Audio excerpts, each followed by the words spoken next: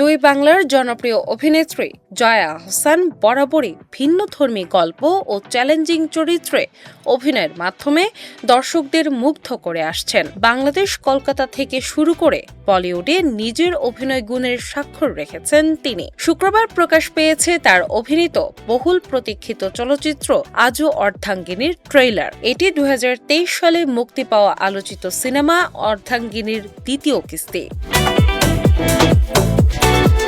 Trailer প্রকাশের পর সেটি নিজের সামাজিক যোগাযোগ মাধ্যমেও শেয়ার করেন জয়া আহসান। এ সময় তিনি জীবন, সম্পর্ক এবং নতুনভাবে বাঁচার প্রত্যাশা নিয়ে একটি আবেগঘন বার্তাও প্রকাশ করেন। পোস্টে তিনি লেখেন, জীবন কখনোই সহজ ছিল না, ভবিষ্যতেও হবে না।